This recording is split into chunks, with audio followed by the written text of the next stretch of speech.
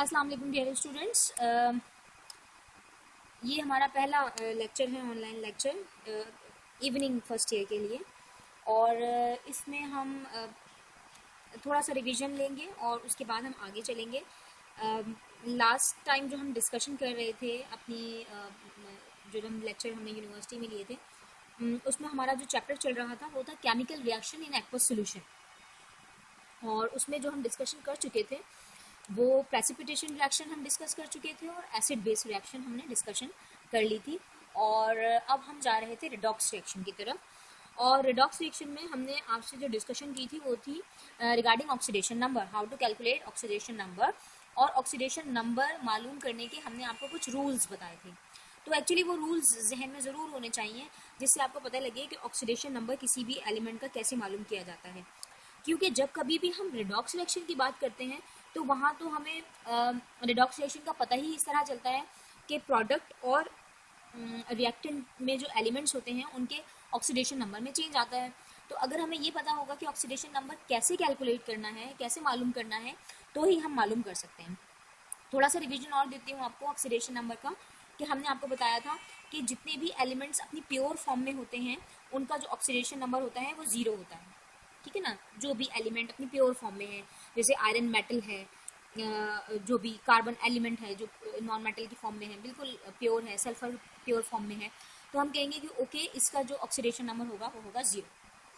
इसी तरीके से एक रूल ये था कि अगर एटम अपनी ही जैसे किसी एटम के साथ जो है वो बना रहा है, फॉर एग्जांपल H2 है या Cl2 है या O2 है, तो उस वक्त हमने कहा था कि इस वक्त भी जो इनका जो ऑक्सीडेशन नंबर होगा वो भी 0 होगा। ठीक है ना। इस हाइड्रोजन के ऊपर भी 0 ऑक्सीडेशन स्टेट होगी।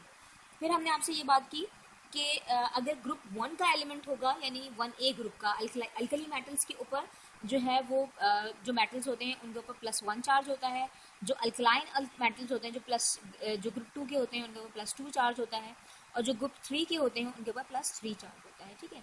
एग्जाम्पल ले लेते हैं इसकी। सोडियम ग्रुप 1 का है, उसके ऊपर हमेशा +1 चार्ज होगा। मैग्नीशियम जो है वो ग्रुप 2 का है, उसके ऊपर हमेशा +2 चार्ज होगा। एल्यूमिनियम के ऊपर हमेशा +3 चार्ज होगा। ठीक है। ये भी हमारा एक रूल था। इसके अलावा हमने आपको एक रूल ये बताया था कि ऑक्सीजन जो है वो वेरिएबल ऑक्सीडेशन स्टेट देते हैं।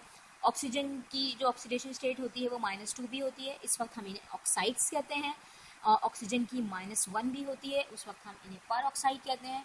और ऑक्सीजन की ऑक्सीडेशन स्टेट -12 भी होती है, उस वक्त हम इन्हें सुपर ऑक्साइड कहते हैं। और हमने ये आपको बताया था कि आप कैसे इसको कैलकुलेट करेंगे। फिर उसके बाद हमने आपको ये रूल बताया था कि जो हाइड्रोजन होता है वो आमतौर पर डिपेंड करता है कि वो किसके साथ बॉन्डेड है। हाइड्रोजन की जो ऑक्सीडेशन स्टेट होती है वो +1 भी होती है और -1 भी होती है। ठीक है। तो +1 तो यूजुअली होती ही है। -1 कब होती है? -1 उस वक्त होती है जिस वक्त ये मेटालिक हाइड्राइड बनाते हैं। फॉर एग्जांपल अगर सोडियम के साथ ये हाइड्रोजन मिलेगा, सोडियम हाइड्राइड बनाएगा, तो सोडियम के ऊपर +1 चार्ज ही होगा, तो हाइड्रोजन के ऊपर -1 जो है वो इसकी ऑक्सीडेशन स्टेट होगी। तो इस तरीके से हमने आपको बताया था कि ऑक्सीडेशन स्टेट के कुछ रूल्स होते हैं। फिर हमने कुछ एग्जांपल्स दी थी आपको हाइपोक्लोरस एसिड की, क्लोरस एसिड की, क्लोरिक एसिड और परक्लोरिक एसिड की। और हमने उसमें आपको सिखाया था कि इसमें क्लोरीन की जो ऑक्सीडेशन स्टेट है वो मुसलसल चेंज हो रही थी, +1 +3 +5 और +7 तक जा रही थी। ठीक है। और आपको ये बताया था कि हम इनको एनाइनिक फॉर्म में भी, मतलब आयन की फॉर्म में भी लिख सकते हैं और सिंपल भी लिख सकते हैं। जो एग्जांपल मैंने दी थी, अगर आपको याद हो, तो हमने कहा था KMnO4 भी लिख सकते हैं हम इसे। और हम ये कहेंगे इसमें मैग्नीज की ऑक्सीडेशन स्टेट निकालें तो वो +7 निकलेगी। और अगर मैं पर मैग्नेट आयन लिखूं यानी MnO4- लिखूं, तब मैं ऑक्सीडेशन स्टेट निकालूं मैग्नीज की, तब भी वो +7 ही निकलेगी। अच्छा, थोड़ा सा और रिवाइज कर लेते हैं कि हमने ऑक्सीडेशन स्टेट किस तरह निकाली थी। मैग्नीज की ऑक्सीडेशन स्टेट निकालने के लिए मुझे ये देखना है कि जो ओवरऑल मेरा मॉलिक्यूल है इसकी ऑक्सीडेशन स्टेट 0। ठीक। एक ऑक्सीजन के ऊपर -2 चार्ज होता है, तो 4 ऑक्सीजन पे कितना चार्ज होगा? -8। राइट। इसी तरीके से पोटेशियम, क्योंकि फर्स्ट ग्रुप का है इसलिए इसके ऊपर +1 चार्ज। अब अगर इसके ऊपर +1 चार्ज है और इसके ऊपर -8 चार्ज है और ओवरऑल चार्ज मुझे 0 करना है, तो मैग्नीज के ऊपर कितना चार्ज होना चाहिए? +7। तो मैग्नीज की ऑक्सीडेशन स्टेट क्या निकल गई? +7। अच्छा, अब यही काम पर मैग्नेट के साथ किया जाए MnO4 माइनस के साथ, तो अब मैं कहती हूँ कि ओके ओवरऑल चार्ज मुझे क्या चाहिए, माइनस चाहिए, -1 होना चाहिए। तो 4 ऑक्सीजन के ऊपर -8 चार्ज होगा, तो मैग्नीज के ऊपर अगर मैं +7 लगाऊंगी तभी मुझे ओवरऑल चार्ज जो है वो -1 नजर आएगा। इट मीन्स कि जो मैग्नीज की ऑक्सीडेशन स्टेट है वो +7 है। अब मैं इसे इस फॉर्म में भी लिख सकती हूँ और इस फॉर्म में भी लिख सकती हूँ, ऑक्सीडेशन स्टेट पे कोई फर्क नहीं पड़ रहा। अब हम चलते हैं रिडॉक्स रिएक्शन की तरफ कि रिडॉक्स रिएक्शन क्या है, जैसे कि नाम से लग रहा है reduction and oxidation.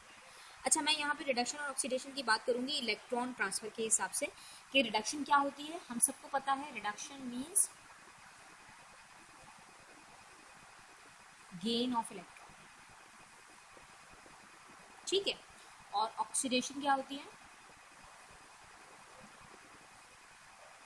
Loss of electron. तो अगर कोई केमिकल रिएक्शन लिखा हुआ है तो हमें कैसे पता लगेगा कि वो रिडॉक्स रिएक्शन है या नहीं। एक एग्जांपल देखते हैं। एग्जांपल है कि एक एल्युमिनियम है और उसके साथ लिखा हुआ मैंने सॉलिड, और उसका रिएक्शन हम करवा रहे हैं Fe2O3 के साथ, और प्रोडक्ट हमें मिल रहा है Fe, ये भी सॉलिड है, और हमें साथ में जो प्रोडक्ट मिल रहा है वो है Al2O3, और ये भी सॉलिड है, ठीक है। ओके, ये केमिकल रिएक्शन है जिसमें एल्युमिनियम है सॉलिड Fe2O3 और बन रहा है आयरन और एल्युमिनियम ऑक्साइड। अब मुझे ये पहचानना है कि ये रिडक्शन रिडॉक्स रिएक्शन है या नहीं है, और अगर है तो किसकी रिडक्शन हो रही है और किसकी ऑक्सीडेशन, ठीक है। अच्छा, सबसे पहला काम तो ये कर लेते हैं कि हम इनकी ऑक्सीडेशन स्टेट देख लेते हैं कि क्या है।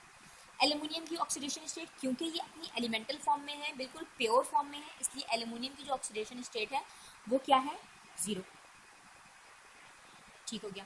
इसी तरीके से अगर हम यहाँ है Fe2O3, तो यहाँ पर मैं आयरन की ऑक्सीडेशन स्टेट अगर निकालूं तो एक ऑक्सीजन के ऊपर होता है -6, ठीक है ना, एक ऑक्सीजन के ऊपर होता है एक ऑक्सीजन के ऊपर होता है -2, तो 3 ऑक्सीजन के ऊपर -6, तो इनके ऊपर हुआ -6, तो इन 2 ऑक्सीजन के ऊपर कितना होना चाहिए, +6। अब अगर दो आयरन के ऊपर होना चाहिए +6। दोबारा से देख लीजिए इसे, हमने कहा कि Fe2O3 में हम ऑक्सीडेशन स्टेट निकाल रहे हैं, एक ऑक्सीजन के ऊपर होता है -2 चार्ज, या ऑक्सीडेशन स्टेट इसकी -2 होती है, तो 3 ऑक्सीजन की -6 होगी। क्योंकि ये ओवरऑल 0 है तो इसलिए अगर इसके ऊपर -6 है तो इसके ऊपर +6 होना चाहिए, ठीक है ना। तो अब अगर दो आयरन के ऊपर +6 है तो एक आयरन के ऊपर कितना चार्ज हुआ, इस आयरन की जो ऑक्सीडेशन स्टेट हुई वो कितनी हुई, +3, ठीक। अच्छा, अब हम इधर आ जाते हैं, इस आयरन के ऊपर आ जाते हैं। अब ये आयरन अपनी एलिमेंटल फॉर्म में है, तो इसका मतलब इसकी ऑक्सीडेशन स्टेट कितनी है, 0, राइट। और ये Al2O3 है। अब यहाँ पर भी हम वही बात करेंगे, एक ऑक्सीजन के ऊपर -2 चार्ज, 3 ऑक्सीजन के ऊपर -6। अब अगर इसके ऊपर -6 चार्ज है तो इन दो एल्यूमिनियम के ऊपर कितना चार्ज होना चाहिए, +6। दो के ऊपर क्योंकि +6 है इसलिए एक के ऊपर कितना हुआ, +3। तो अब समझ में मुझे ये आया, मैं इसको जरा अलग अलग करके लिखूं तो ये कुछ इस तरह की सिचुएशन बन रही है कि एल्युमिनियम जो है वो 0 से एल्युमिनियम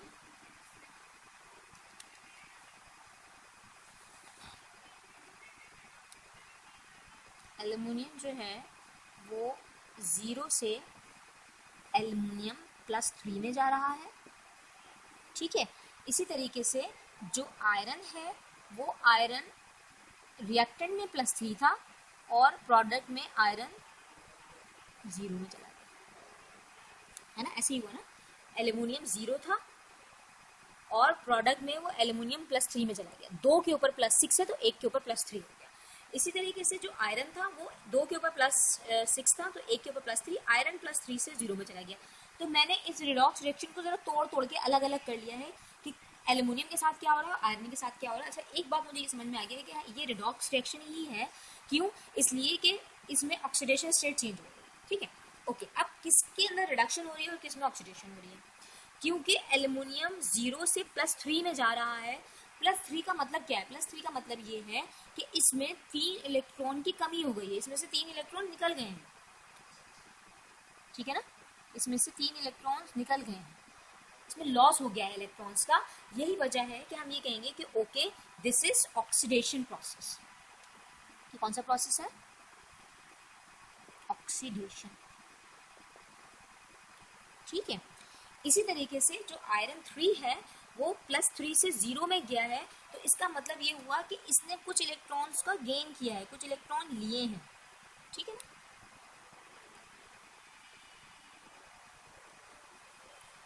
और क्योंकि इसने गेन ऑफ इलेक्ट्रॉन हुआ है इसलिए ये वाला जो प्रोसेस है वो क्या है, रिडक्शन।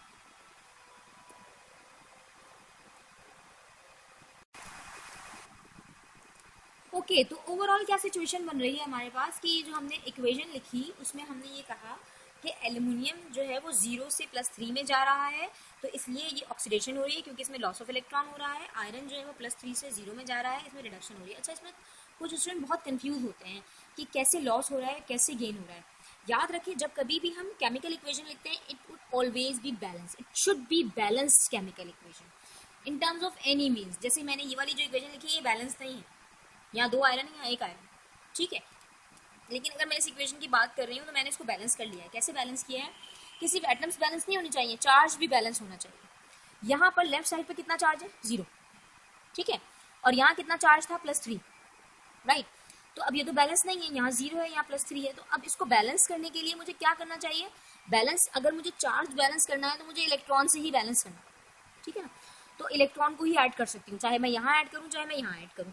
तो अगर मैं यहाँ इलेक्ट्रॉन ऐड करती हूँ तो ये -3 मैं इलेक्ट्रॉन ऐड, अगर 3 इलेक्ट्रॉन ऐड कर रही हूँ तो इसका मतलब मैं -3 चार्ज ऐड कर रही हूँ। तो -3 और +3 मिलके कितना हो गया, 0।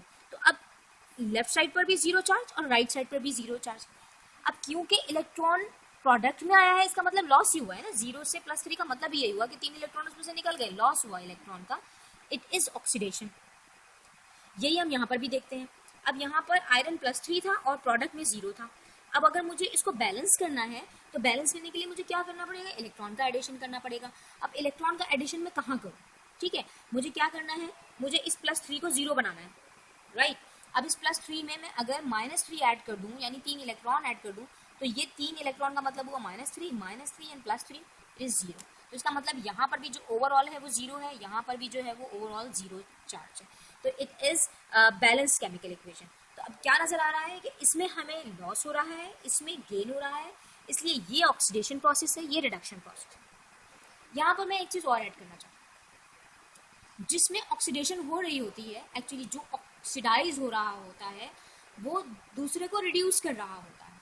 ठीक है, तो जिसमें इट सेल्फ ऑक्सीडेशन होती है हम उसको कहते हैं it is a reducing agent, और जिसमें रिडक्शन हो रही होती है हम उसे कहते हैं दिस इज ऑक्सीडाइजिंग एजेंट।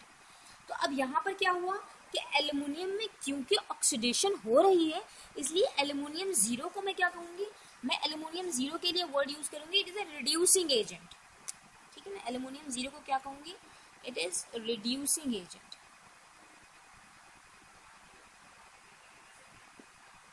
ठीक है, इसी तरीके से आयरन 3 में क्योंकि रिडक्शन हो रही है तो इसका मतलब हुआ कि आयरन 3 क्या है, ऑक्सीडाइजिंग एजेंट।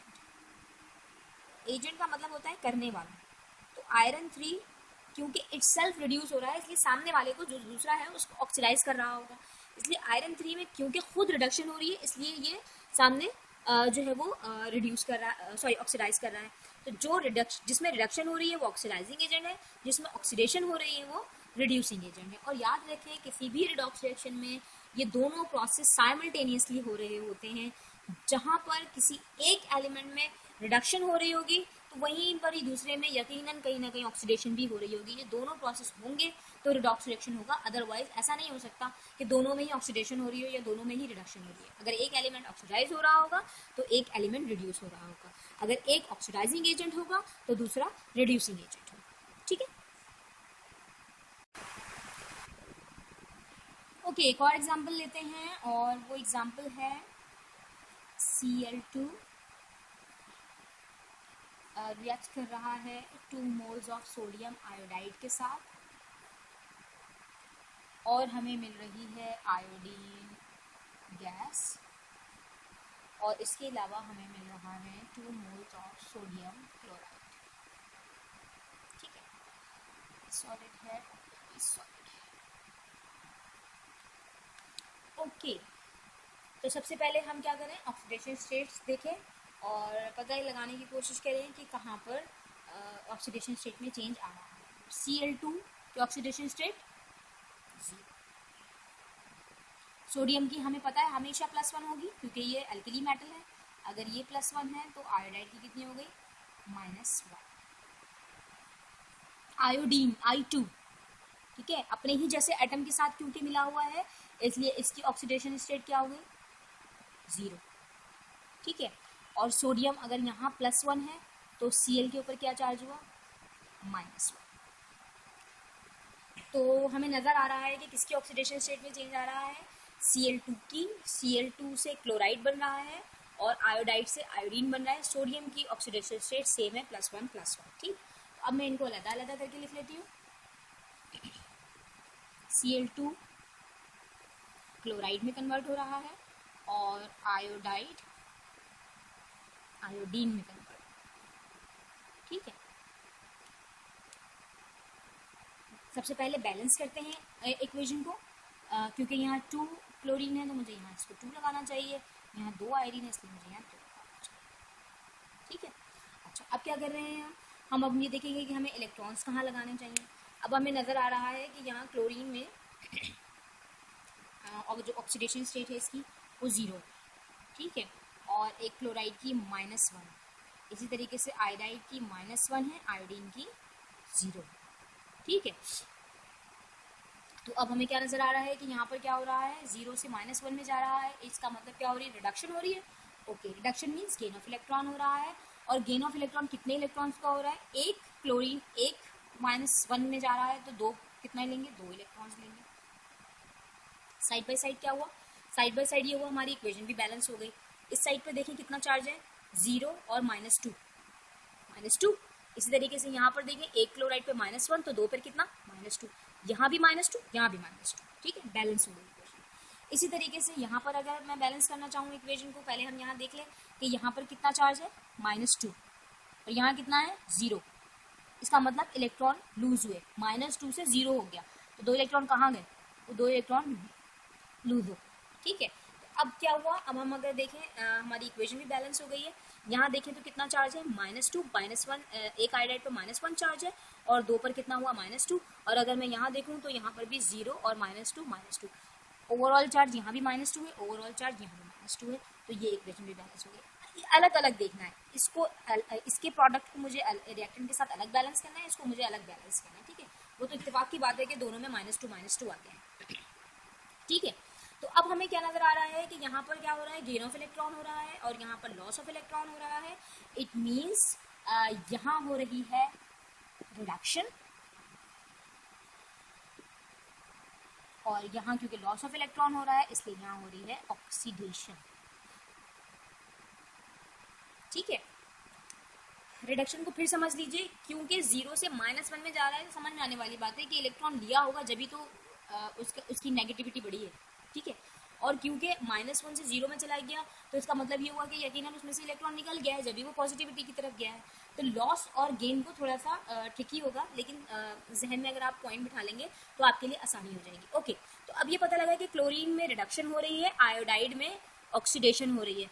तो ऑक्सीडाइजिंग एजेंट कौन हुआ, क्लोरीन ऑक्सीडाइजिंग एजेंट हुआ। क्यों, इसलिए कि इसमें रिडक्शन हो रही है, और आयोडाइड जो है वो रिड्यूसिंग एजेंट हुआ क्योंकि इसमें ऑक्सीडेशन है, ठीक है। तो क्या पता लगा हमें कि जो Cl2 गैस है वो एक्चुअली ऑक्सीडाइजिंग एजेंट है क्योंकि उसमें इटसेल्फ रिडक्शन हो रही है। और आयोडाइड क्या है एक्चुअली हमारे पास, सोडियम आयोडाइड है ना, हम यहाँ सोडियम आयोडाइड ही लिख देते हैं। तो सोडियम आयोडाइड जो है वो रिड्यूसिंग एजेंट है क्योंकि उसमें oxidation, sodium iodide reducing agent, ठीक है। तो आज जो हमने चीज़ें डिस्कस की हैं उसमें हमने आपको कॉन्सेप्ट थोड़ा सा रिवीजन दिया ऑक्सीडेशन स्टेट का, और उसके बाद हम रिडॉक्स रिएक्शन के ऊपर आए हैं। और रिडॉक्स रिएक्शन के अंदर भी हमने जो चीज़ें डिस्कस की हैं उसमें हमने एक इक्वेशन के थ्रू पहले ये देखा कि वो रिडॉक्स रिएक्शन है या नहीं। पहले हम असाइन करते हैं कि किसकी ऑक्सीडेशन स्टेट रिएक्टेंट में क्या है, प्रोडक्ट में क्या है, फिर क्या कोई चेंज हो रहा है, अगर कुछ चेंज हो रहा है तो वो क्या हो रहा है, हमने अलग अलग करके लिखा। और फिर पहचानते हैं कि किस में रिडक्शन हो रही है और किस में ऑक्सीडेशन हो रही है। तो जिसमें रिडक्शन हो रही है तो वो हम ऑफ कोर्स उसमें गेन ऑफ इलेक्ट्रॉन हो रहा होता है, और जिसमें ऑक्सीडेशन हो रही होती है उसमें लॉस ऑफ इलेक्ट्रॉन हो रहा होता है। फिर हम ये डिसाइड करते हैं कि कौन रिड्यूसिंग एजेंट है और कौन ऑक्सीडाइजिंग एजेंट है। तो इसके लिए हमें ये देखना पड़ता है कि जिसमें रिडक्शन जिस जो मॉलिक्यूल जिस मॉलिक्यूल के अंदर रिडक्शन हो रही होती है एक्चुअली वो ऑक्सीडाइजिंग एजेंट होता है, यानी दूसरे को ऑक्सीडाइज कर रहा होता है, और जो खुद ऑक्सीडाइज हो रहा होता है वो एक्चुअली रिड्यूसिंग एजेंट होता है, जैसे कि हम इस एग्जाम्पल में भी देख रहे हैं। ठीक है, नेक्स्ट मज़ीद एग्जाम्पल करेंगे, लेकिन इससे पहले हम ये देखेंगे कि आपको ये सारी चीज़ें समझ आ रही हैं या नहीं। तो आप अपना फीडबैक भी देंगे ऑफ कोर्स, आप मुझे ये भी बताएंगे कि आपको ये चीज़ समझ आ गई है या नहीं आई, और अगर कोई प्रॉब्लम हो तो आप मुझसे वहीं पूछ लीजिए, कमेंट में पूछ लीजिए, मैं आपको उसको एक्सप्लेन करने की कोशिश करूँगी। और अगर पॉसिबल हुआ तो हम उसको अगर बहुत ज़्यादा लोगों को किसी चीज़ में प्रॉब्लम हुआ तो हम उसको दोबारा भी डिस्कस कर लेंगे, उसमें कोई प्रॉब्लम नहीं है। ठीक है, तो आज हमने रिडॉक्स रिएक्शन को स्टार्ट लिया है। नेक्स्ट क्लास में अगर ये चीज़ें आप लोगों को क्लियर हुई तो नेक्स्ट क्लास में हम देखेंगे कि हम किसी भी रिडॉक्स इक्वेशन को बैलेंस कैसे करते हैं। तो इंशाल्लाह हम नेक्स्ट क्लास में बैलेंसिंग ऑफ रिडॉक्स रिएक्शन देखेंगे, पहले हम एसिडिक मीडियम में और फिर उसके बाद बेसिक मीडियम में। ठीक है, तो पहले आप हमें इस लेक्चर का फीडबैक दीजिए ताकि फिर पता लगे कि हमें नेक्स्ट लेक्चर्स की तरफ जाना है या नहीं जाना है, और अगर जाना है तो किस तरीके से उसमें अगर इम्प्रूवमेंट करनी है तो क्या इम्प्रूवमेंट होंगी, और अगर हमें नहीं करना तो ऑफकोर्स जब यूनिवर्सिटी खुलेगी तो उसके बाद हम जो है वो अपना सिलेबस को कंप्लीट करेंगे। लेकिन in the mean time of course ये हमारे पास बहुत अच्छा सारा टाइम मिला हुआ है हमें, तो कोशिश यही है कि क्योंकि हमारा सिलेबस बहुत जो है वो बहुत कम कवर हुआ था, तो अच्छा होगा कि अगर हम अपने कुछ सिलेबस के कुछ पार्ट को जो कि हम इजीली यहाँ पर अंडरस्टैंड कर सकते हैं उसको हम यहाँ पर डिस्कस करें। ओके।